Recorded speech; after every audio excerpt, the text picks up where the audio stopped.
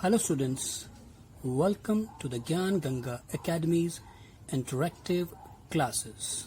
यह हमारी हिंदी की पाठ्य पुस्तक रिमझिम भाग 2 है और आज का हमारा टॉपिक है पाठ 1 ऊंट चला।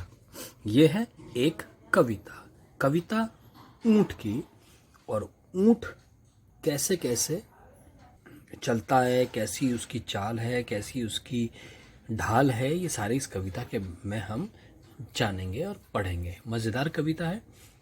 अब ऊंट कहाँ होता है? रेगिस्तान में। और आपको पता है कि ऊंट को रेगिस्तान का जहाज भी कहते हैं, है ना? क्यों कहते हैं उसे जहाज?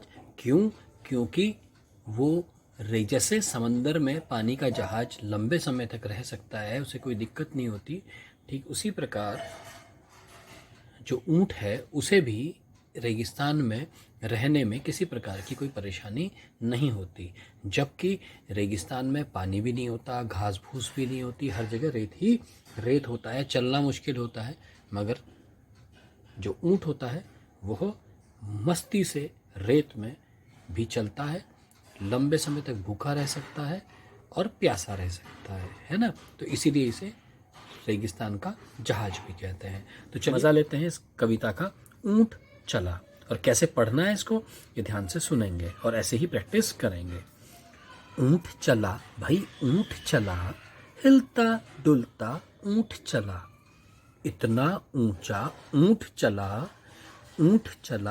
भाई ऊंट चला, ऊंची गर्दन ऊंची पीठ उठाए ऊंट चला, बालू है तो होने दो, बोझ ऊंट को ढोने दो, नहीं फंसेगा बालू में भी ऊंट चला, जब थक कर बैठेगा ऊंट, किस करवट बैठेगा ऊंट, बता सकेगा कौन भला, ऊंट चला भाई ऊंट चला। तो ये कविता थी जिसमें वो कह रहा है कि ऊंट चल रहा है और क्या क्या कर रहा है, ये इस कविता में उसने बताया है। ये तो थी कैसे हमें इसे पढ़ना है, और चलिए अब इसे समझते हैं लाइन बाय लाइन। वो कहता है ऊंट चला, ऊंट चल रहा है और ऊंट चलता जा रहा है, हिलता डुलता। जब ऊंट चलता है आपने देखा होगा तो पूरा शरीर उसका हिलता डुलता है, अजीब तरीके से लहर के साथ वो चलता है। इतना ऊंचा ऊंट चला, उसकी ऊंचाई बहुत लंबी ऊंची होती है ऊंट की, है ना? तो इसलिए बहुत ऊंचा होता है। ऊंट चला भाई ऊंट चला, उसकी गर्दन भी ऊंची है, उसकी पीठ भी ऊंची है, और पीठ को उठाकर वो अपनी चलता है। ऐसा है ऊंट का चाल, ऐसी है ऊंट की चाल। और उसके शरीर की लंबाई जो है या ऊंचाई जो है बहुत ऊंची है, और उसकी गर्दन भी बहुत ऊंची है। और वो ऐसे चलता है कि बालू मीन्स होता है रेत है तो होने दो, बोझ ऊंट को ढोने दो। बोझ वजन होता है जो भी, ऊंट को ढोने मतलब होता है एक जगह से दूसरी जगह पे ले जाना, उसे बोलते हैं ढोना।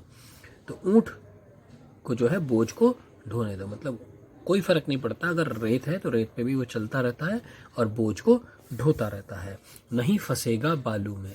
और ऊंट इतना अच्छे से रेत पे चलता है कि वो फंसेगा भी नहीं रेत में, और बालू में भी ऊंट चला, और ऊंट जो है रेत पर भी चल सकता है। जब थक कर बैठेगा ऊंट, और जब कभी भी उसे थकान लगेगी ना, तो वो किस करवट बैठेगा ऊंट। अब वो किस तरफ आड़ करके बैठेगा, करवट मीन्स आड़ भी कह सकते हैं, जैसे कमर लगाते हैं ना कि कमर लगा के बैठ जाते हैं, तो किस करवट बैठेगा, है ना? बता सकेगा कौन भला, अब ये तो कोई भी नहीं बता सकता, है ना? उनका कहना है कि भाई ऊंट जब थक कर बैठेगा तो किस तरीके से बैठेगा, किस तरफ अपनी कमर करेगा, ये कोई भी नहीं बता सकता। बस ये सब बता रहे हैं कि ऊंट चला भाई ऊंट चला, राइट? तो कुल मिला के उसका कहना है कि लंबा चौड़ा ऊंट जो है, जिसकी गर्दन भी ऊंची है, जिसकी पूंछ भी ऊंची है, जब वो चलता है तो अपने पूरे शरीर को हिलता डुलता हुआ लेकर चलता है। साथ ही साथ वो बालू में भी चलता रहता है और बोझ ढोता रहता है, वो बालू में भी कभी फंसता नहीं है। मगर जब भी कभी वो थक कर बैठेगा, ये किसी को भी नहीं पता कि वो किस प्रकार बैठेगा, अपनी पीठ कहाँ कैसे रख के बैठेगा, मतलब, है ना? ये कोई नहीं बता सकता, बस हर कोई ये जानता है कि ऊंट चला भाई ऊंट चला। एक बार फिर से सर इसको पढ़ रहे हैं, ध्यान से आप भी इसे पढ़कर आनंद लीजिएगा और याद करिएगा। ऊंट चला भाई ऊंट चला, हिलता डुलता ऊंट चला, इतना ऊंचा ऊंट चला, ऊंट चला भाई ऊंट चला, ऊंची गर्दन ऊंची पीठ, पीठ उठाए ऊंट चला, बालू है तो होने दो, बोझ ऊंट को ढोने दो, नहीं फंसेगा बालू में भी ऊंट चला, जब तक कर बैठेगा ऊंट, किस करवट बैठेगा ऊंट, बता सकेगा कौन भला, ऊंट चला भाई ऊंट चला। ठीक है, अब कुछ अभ्यास प्रश्न है इसके, उन्हें भी देख लेते हैं। झटपट कविता पढ़कर मजा लो। कुछ ऊंट ऊंचा, कुछ पूंछ ऊंची, कुछ ऊंचे ऊंट की पीठ ऊंची। अब जल्दी जल्दी बोलकर देखो, जीभ लड़खड़ा गई ना।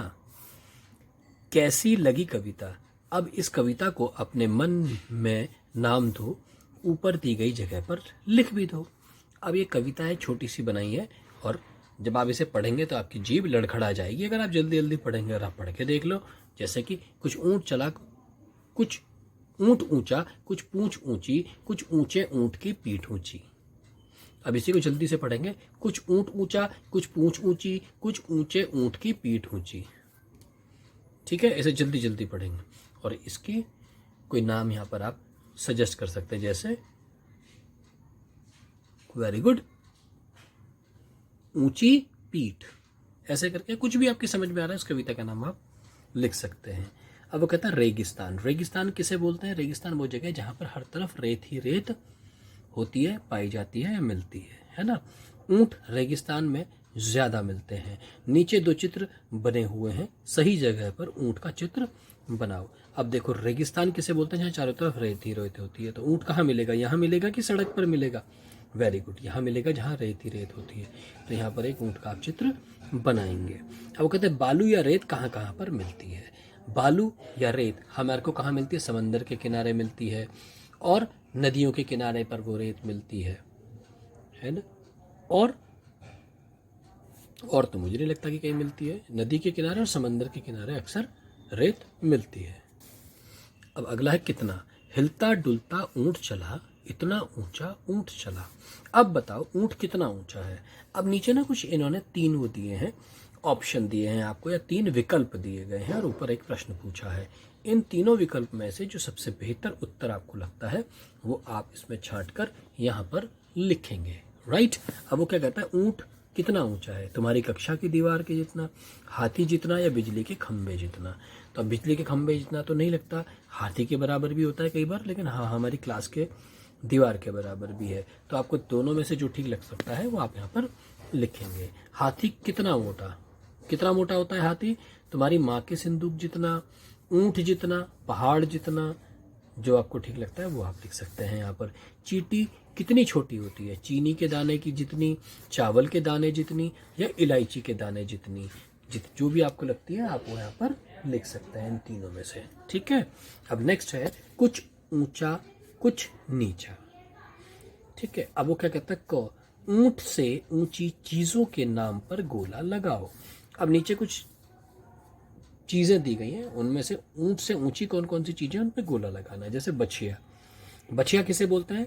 गाय की छोटे बेबी को बछिया बोलते हैं, है ना। तो बछिया तो नहीं है उससे ऊंची। तुम्हारी कक्षा की छत, बिल्कुल, है ना। बिजली का खंभा, इसे भी गोला कर सकते हैं। हाथी गोला कर सकते हैं। और आम का पेड़, इसे गोला कर सकते हैं। हाथी मुझे नहीं लगता कि होगा, है ना। आपको जो लगता है आप उसे सर्कल कर सकते हैं। ऊंट के नीचे से क्या क्या निकल सकता है? अब ऊंट के नीचे से तो कुत्ता, है ना, और वेरी गुड, और कौन कौन से, चूहा और छोटा बच्चा, कुछ भी निकल सकता है। जो आपको लगता है कि ऊंट के नीचे से निकल सकता है उसके नाम लिख सकते हैं। किन किन चीज़ों की मदद से ऊंट पर चढ़ोगे? किस किस की मदद से चढ़ेंगे ऊंट पे भी? स्टेयर से, सीढ़ी लगा के एक हो सकती है। एक मचान होती है जिसको कि जहाँ पर हम खड़े हो जाते हैं, फिर ऊंट वहाँ पर आता है और उसके ऊपर हम चढ़ जाते हैं, है ना। ये सारी कुछ एक चीज़। और या किसी बड़े से और कोई ऊंचा स्थान बना सकते हैं जहाँ से कि हम उस पर चढ़ सकते हैं। अगला कहता है सफ़र का सामान। ऊंची गर्दन ऊंची पीठ, पीठ उठाए ऊंट चला। अब बताओ ये सब क्या उठाकर चलते हैं? जैसे हमने कहा है यहाँ पर कि जो ऊँट है वो अपनी गर्दन को और पीठ को उठाकर चल रहा है, तो अब आपको बताना है कि क्या उठाकर चलते हैं। जैसे हाथी है, अब हाथी क्या क्या चीज़ें उठाकर चलेगा? अपनी सूंड, अपनी गर्दन और भी जो आपको लगता है ना। ऐसे टीचर जी भाई बुक्स, नोटबुक्स और जो भी आपको लगता है। पिताजी अपना चश्मा, अपनी छड़ी, कुछ और भी आपको अच्छा लग सकता है, कुछ भी आप कह सकते हो। शेर अपनी गर्दन, अपनी पूंछ और जो आपको ठीक लगता है। दादाजी अपनी छड़ी, अपना चश्मा और जो भी आपको ठीक लगता है। एक एक आप अपनी मर्जी से भी लिख सकते हैं, राइट। अब कहता है अलग अलग घर। नीचे कुछ शब्द लिखे हैं जिन्हें बोलकर देखो। अब मिलते जुलते शब्दों को सही खानों में लिखो। अब कि कौन कौन से नीचे कुछ शब्द दिए गए, इन्हें पढ़ना है। तो सबसे पहले पढ़ के देखते हैं। झूठ, सूट, भला, धस, हंस, तब, कब, गला, आलू, चालू। ये पढ़ लिया। अब आपको जो मिलते जुलते शब्द है उन्हें एक ही लाइन में लिखने हैं, यानी राइमिंग वर्ड्स को एक साथ लिखना है। जैसे ऊंट, ऊंट के साथ झूठ, झूठ के साथ हंस नहीं, झूठ सूट, है ना। अब अगला क्या है? बालू, उसके बाद आलू चालू, ठीक है।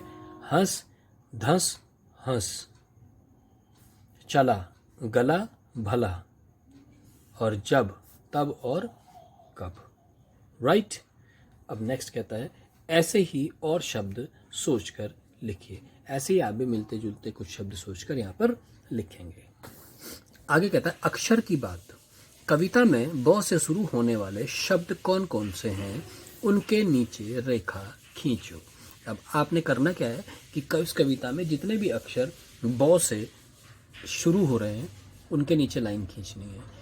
बुक पे लाइन खींचेंगे और नोटबुक पे आप ये लिखेंगे कि कविता में ब शब्द से शुरू होने वाले अक्षर निम्नलिखित हैं और उनके नाम लिखेंगे।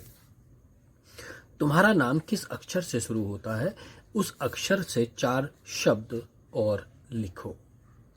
अब तुम्हारा किस अक्षर से शुरू होता है? जैसे किसी बच्चे का नाम है राम, अब राम का रॉ से शुरू होने वाले कोई 4 शब्द हमें और लिखने हैं। जैसे रसोई, रस्सी, रसमलाई और रबड़, है ना। तो ऐसे ही आपने आपका नाम किस अक्षर से शुरू होता है उस अक्षर के 4 और शब्द यहाँ पर लिखने हैं, राइट। अब नेक्स्ट है बोझा। बालू है तो होने दो, बोझ ऊंट को ढोने दो। अब वो कहता है बहुत से जानवरों को बोझा ढोने के लिए इस्तेमाल किया जाता है, क्या तुम्हें यह ठीक लगता है, क्यों? हाँ, बहुत से जानवरों को बोझ ढोने के लिए इस्तेमाल किया जाता है। वैसे तो ये बात ठीक नहीं है, परंतु अब इंसान स्वयं तो बोझ नहीं उठाएगा, ये जहां तक संभव है तो वह, परंतु अब अपना काम तो करना है। अब इसके लिए जब एक सामान से एक जगह से दूसरी जगह पे हम सामान ढोने के लिए इस्तेमाल करना पड़ता है जानवरों का। तुम्हारे आसपास कौन कौन बोझ ढोते हैं? अब जिन जिन जानवरों को आपने बोझ ढोते हुए देखा है, चाहे वो भैंस है या बैल है या गधा है या घोड़ा है, आप लिख सकते हैं उनके नाम, है ना। उसके बाद अगले है कविता बनाओ। अक्की बक्की करें तरक्की। अब इसके आगे की कोई भी कविता है। अक्की बक्की करें तरक्की, हरदम चलाएं अपनी चक्की, है भाई। या अक्की बक्की करें तरक्की, वो चलाएं आटे की चक्की और जमकर खाएं गुड़ की चिक्की। कुछ भी जो आपके समझ में आए आप कविता बना सकते हैं। नेक्स्ट है कितने ऊंट। इस कविता में कुल कितनी बार ऊंट शब्द का आया है, बिना देखे बताओ। अब इस कविता में कई बार ऊंट का प्रयोग किया है, ऊंट शब्द का, तो आप बताओ कि इसमें कौन कौन से कितनी बार आया है, वो आप यहाँ पर लिख सकते हैं। अगर आप बिना बताए लिख सकते हैं तो बहुत अच्छी बात है, नहीं तो आप पीछे से बदमाशी कर सकते हैं और देख के भी लिख सकते हैं। अब कह रहा है नीचे चित्र में कितने ऊंट छिपे हैं, ध्यान से देखकर बताओ। अब नीचे कुछ ऊंट हैं, इन्हें ढूंढिए, लेकिन वो ऊँट होने चाहिए। अब ये नहीं कि ये ऊँट तो लग नहीं रहा है तो गधा जैसा लग रहा है, ठीक है ना। तो ऊँट है, उन्हें काउंट करके आपने यहाँ पर लिखना है, राइट। तो ये था आपका पहला चैप्टर हिंदी का, ऊँट चला भाई ऊँट चला। मुझे आशा है आपके अच्छे से समझ में आ गया होगा। आज के लिए इतना ही। Take care, good day. I hope you enjoyed our video. Thanks for being with us.